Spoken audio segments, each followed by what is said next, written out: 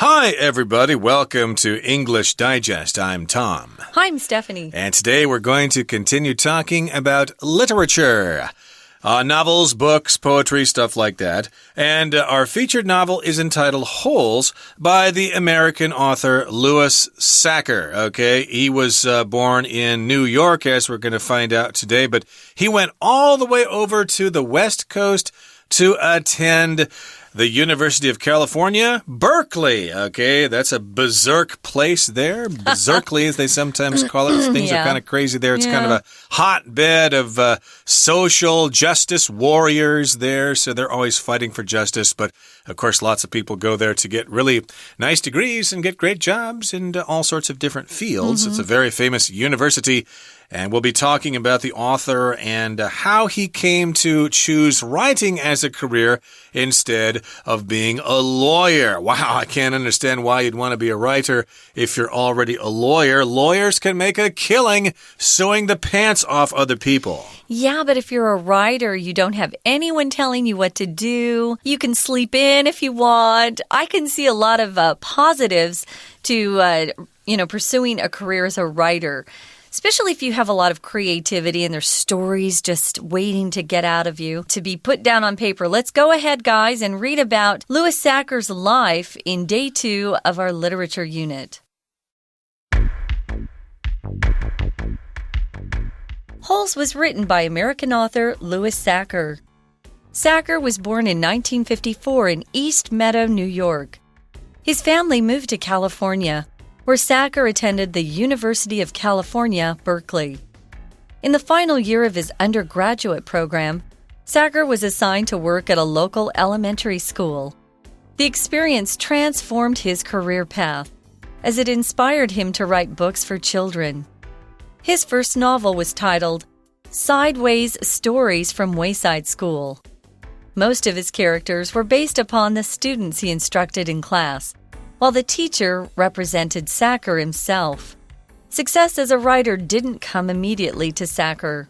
After publishing his first novel, Sachar enrolled in law school. In 1980, he graduated, passed the bar exam, and embarked on his career as a lawyer. Yet, deep inside, he felt that his passion for writing children's books had never waned. Therefore, he continued to write in the evenings when his workday came to an end. After a few years, Sachar built a large enough audience to quit his job and dedicate himself to writing on a full-time basis. Over the years, Sachar has developed a style that is uniquely his own. He refuses to share his story ideas with others before completing his works, which he believes motivates him to finish them faster.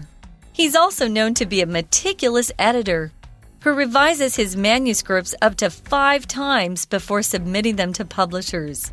His most acclaimed work, Holes, was published in 1998.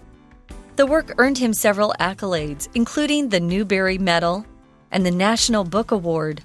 Like many of his stories, it focuses on kids who have low self-esteem and have difficulties relating to their peers. It remains a highly recommended book for teenagers to read. All right, everybody, the time has come for us to discuss the contents of today's lesson. Okay, let me slow down a bit, and we can talk about things in an orderly fashion. Now, the story today, or the novel we're talking about, is Holes. We are exploring our inner treasure, the wonderful things that exist inside of each of us. And Holes was written by American author Louis Sachar. Okay, he wrote this story, or it was written by him.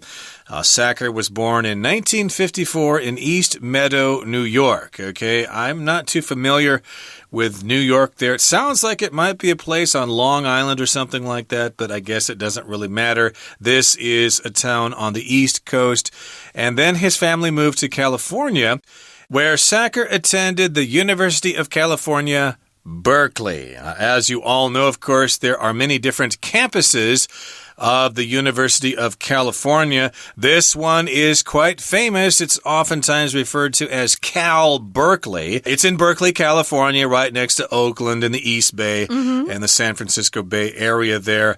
And that's a great place to go. Lots of famous people have attended university there. So yes, indeed, he was in California, went to Cal Berkeley, and in the final year of his undergraduate program, Sacker was assigned to work at a local elementary school. So, of course, if you're attending university, you will go to undergraduate school, which is to get your BA or your BS or whatever. Then you go to graduate school, sometimes referred to as graduate school, if you're taking many years to finish it. That's a joke. Yeah, it's slang. Be sure you tell them that's a joke. It's a joke. It's not really called that formally. It's kind of jokingly referred to if people are taking too long to get their master's degree. And then you go for your PhD or whatever. Now, Sacker was assigned to work at a local elementary school. I'm not sure what he was studying at this point.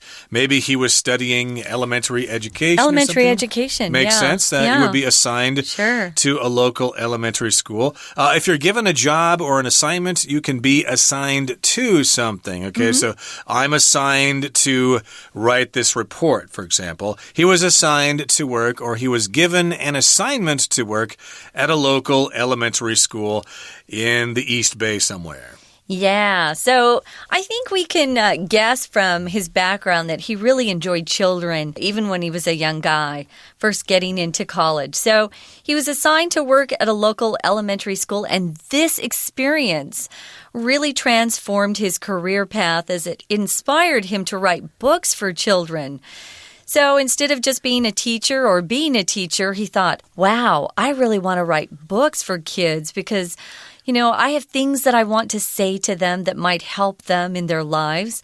If you transform something, guys, you change something almost completely. For example, you might have an extra room in your house that you want to transform from a bedroom to a music room or a new study or a den or something like that. Or maybe a video games room, who knows? So it transformed his career path, and that's when he thought, I really want to write books for kids. Yes, indeed. So he gave it a try. He tried his hand at writing novels for young readers. And his first novel was titled Sideways Stories from Wayside School. Interesting title there. Yeah. Sideways Stories. Sideways usually means you're not really walking forward. You are moving forward, but your body is turned to the side, like crabs walk sideways, for example.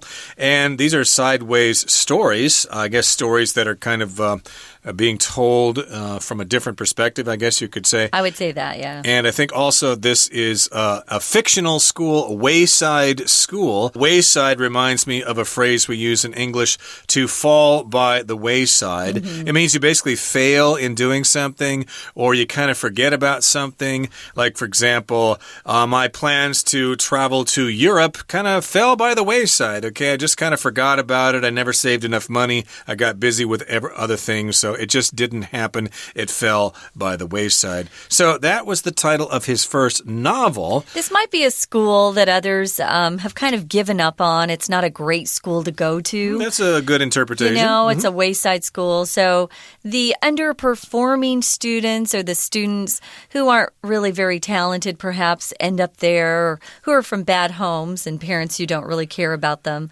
So he's probably got some really interesting stories in that. Now, most of his characters in his first novel were based upon the students he instructed in class.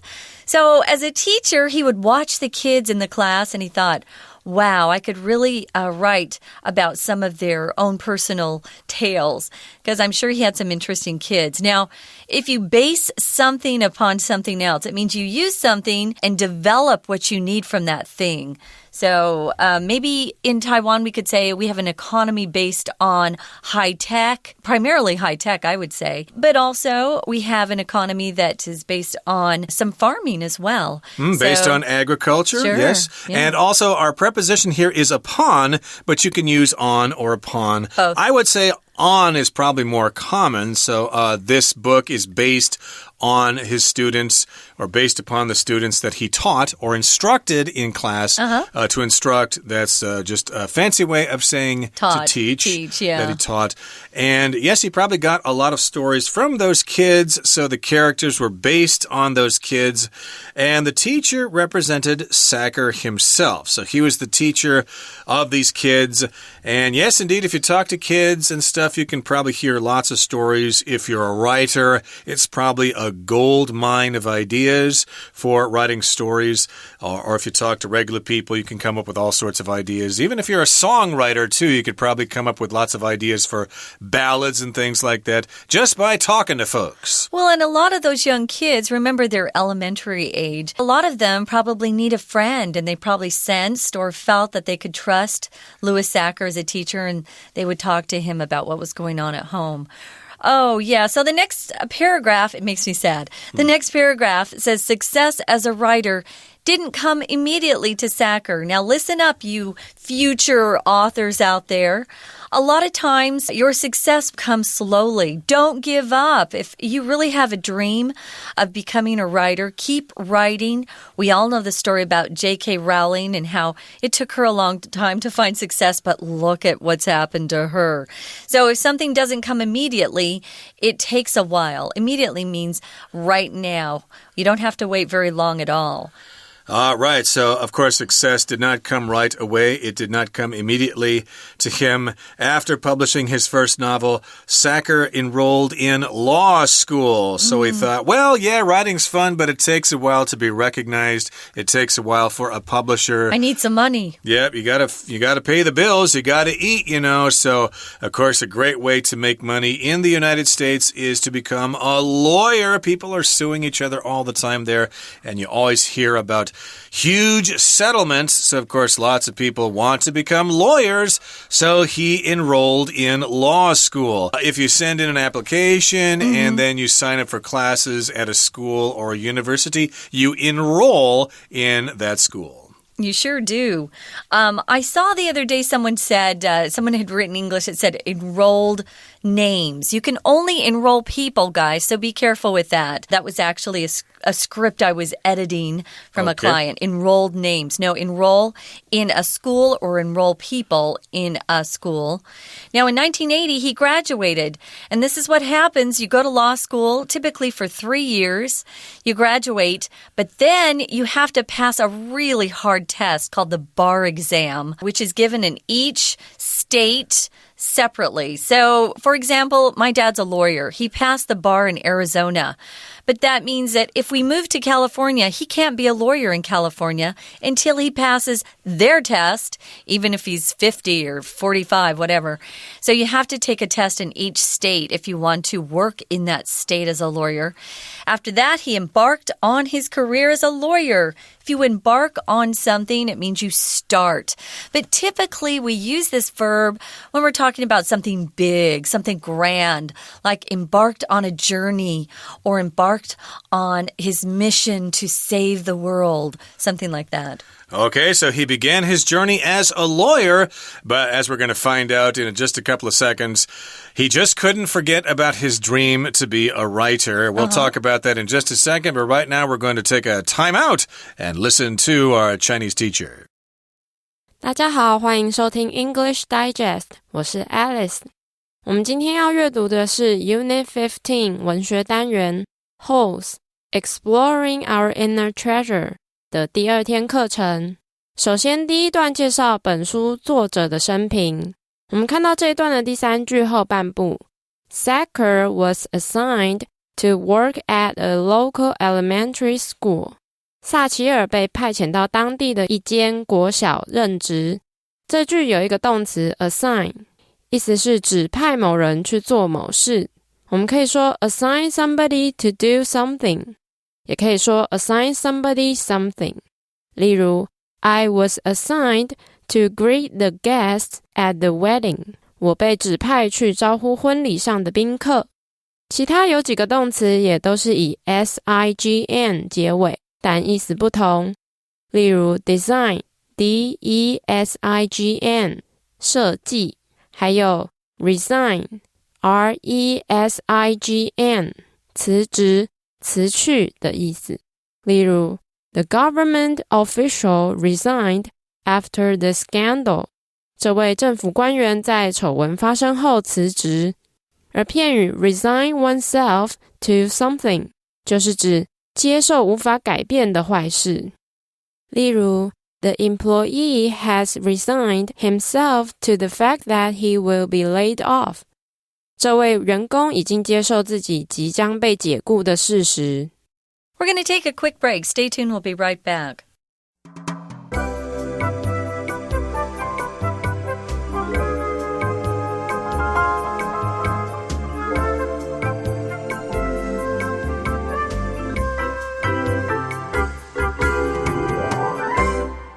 Okay, let's continue with our lesson. We're talking about the writer Louis Sachar, and basically he was studying at Cal Berkeley, and he was going to teach at an elementary school as part of his undergraduate program, and he used some of his experiences there to write a novel.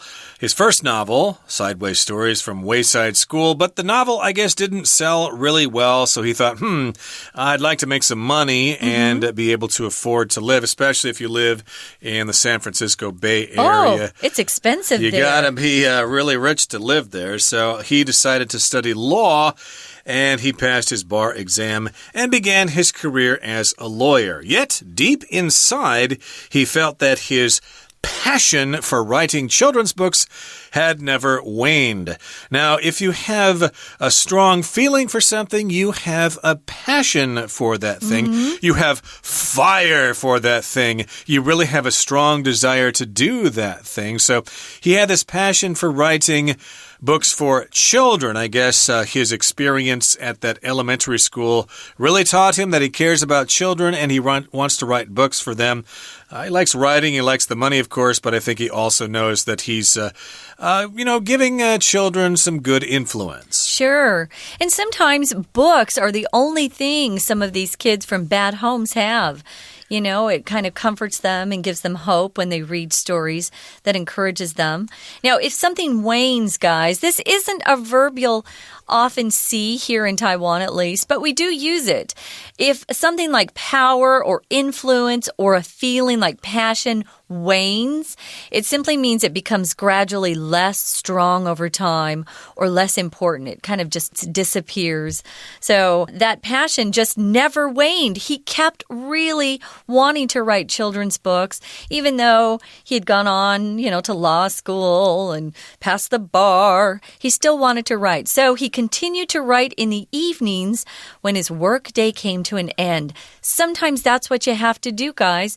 If you have a passion, you got to pay the bills. Work during the day. This was me in New York. I worked during the day, and at night I would practice. I would audition until you get a chance to do what you really love. I guess you got that chance, but I suspect that lots of people work for years and years and years, and they never do get their chance, Don't give up. Don't give up, but also remember that there are people out there who don't succeed. Sure there are. Yeah, I guess for every one person who succeeds in Broadway, there are probably 100 others who left New York and headed back to Kansas and now work on farms. But in any case, he continued to write in the evenings, and he did this when his workday came to an end after 5 or after 6 or whatever. He went home and kept on writing. After a few years, Sachar built a large enough audience to quit his job and dedicate himself to writing on a full-time basis. So it was slow.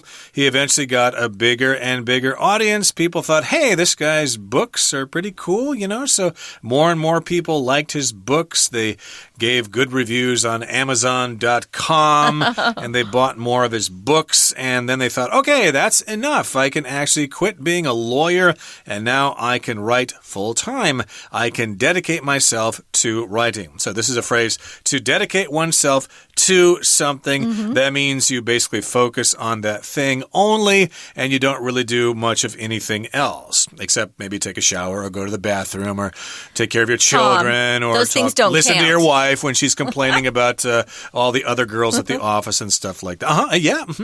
Pretend like you're listening. Oh, brother. And so he dedicated himself to writing full-time. I'm going to be a writer. I'm going to be successful and win the Pulitzer Prize. Oh, good for him. So over the years, time has passed, of course. I think he's now 62 this year. Sacker has developed a style that is uniquely his own. This is really an important gift or trait to have, characteristic to have if you're an artist. You want to be someone who is unique. If you're unique, you have something very special. You have something that's one of a kind. So he writes in his own unique style.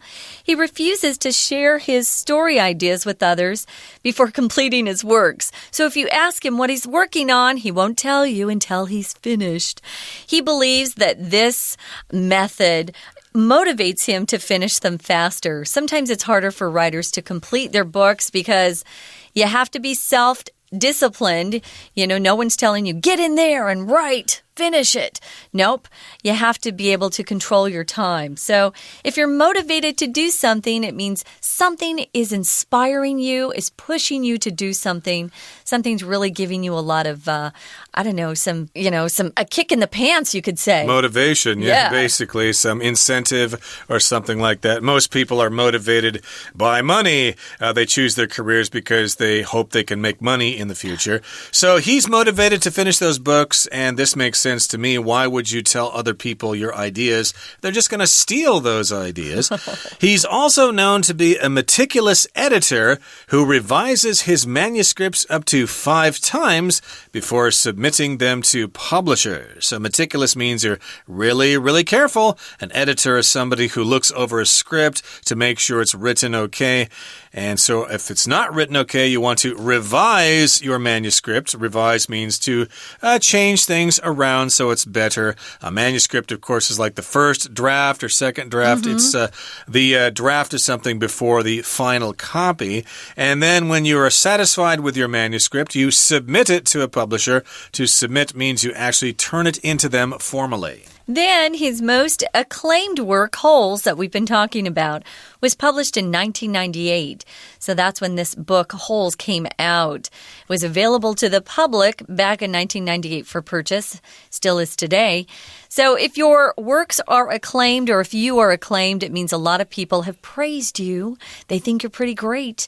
And the work also earned him several accolades. That's how you say that word, accolades, including the Newbery Award, which is called the Newbery Medal. It's for children's writers, children's authors, and the National Book Award. An accolade is any kind of medal or honor or prize that you get. It's not just people saying, ooh, you're great. It's an actual award that you get. There are different ways to be rewarded or awarded for writing books and novels and stuff like that. And like many of his stories, it focuses on kids who have low self-esteem and have difficulties relating to their peers.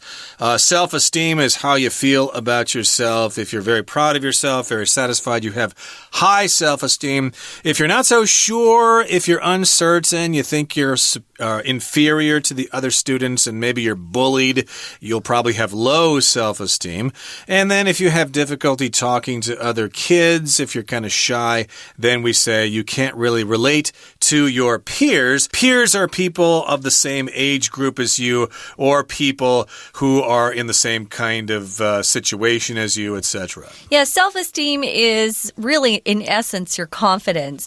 But notice here you can say low self-esteem and high self-esteem, but you cannot say low confidence or high confidence.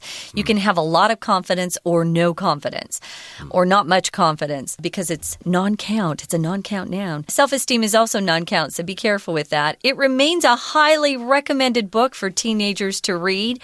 We're recommending it to all our listeners because if you're learning a second, third, fourth, fifth language, I think the level will be challenging but not too hard and you'll enjoy it. And you can probably download an ebook of this book pretty easily from Amazon or wherever. Okay, so that brings us to the end of our discussion for today. Here comes our Chinese teacher. 文章的第二段提到，萨奇尔在出版了第一本小说之后，就去读法学院，但发现自己对写作的热情从未消退，所以他持续在晚上写作。我们看到这一段的第4句 Yet, deep inside, he felt that his passion for writing children's books had never waned. 然而在内心深处，他觉得他对于撰写童书的热情从未消退。这句有一个名词 passion， 意思是对某事物的强烈爱好或热情。片语 have a passion for something 就是指热爱某事物。例如 My brother has had a great passion for collecting stamps since his childhood。我哥哥从童年起就一直非常热爱集邮。另一个名词 compassion C-O-M-P-A-S-S-I-O-N 跟 passion 的字形很像，字义却不一样。compassion 是指同情、怜悯的意思。Feel or show or have compassion for somebody 就是指同情某人。例如The local residents felt compassion for those refugees that moved here. 当地居民同情那些搬来此地的难民。文章的最后一段提到萨奇尔创作时的习惯，并叙述《动》这本小说得过许多奖，至今仍是被极力推荐的一本小说。我们看到这一段的第二句He refuses to share his story ideas with others before completing his works, which he believes motivates him to finish them faster. 在完成作品之前，他拒绝和他人分享他的故事概念。他认为这样会激发他快一点把作品完成。这句的关系代名词 which 并不是代替前面提到的 works， 而是代替前面的完整子句。也就是在作品完成之前，他拒绝和他人分享他的故事概念这一件事。冠带在代替一件事的时候，要在冠带前面加上逗号，视为第三人称单数。例如 Leo likes to wear socks while sleeping, which is one of his strange habits. 李欧睡觉时喜欢穿袜子，这是他的其中一个奇怪的习惯。本句的 which就是指李欧睡觉时喜欢穿袜子这件事，所以 which 前面加逗号，视为第三人称单数，后面的 be 动词搭配 is。以上就是今天的课程，谢谢大家收听。Thanks for joining us, guys. That's a little bit about the author Louis Sachar. In our third day on this literature unit, we're going to be talking about some of the themes in this book, what he's trying to communicate to those who read it. We hope you'll join us then. For English Digest, I'm Stephanie. And I'm Tom. Goodbye. Bye-bye.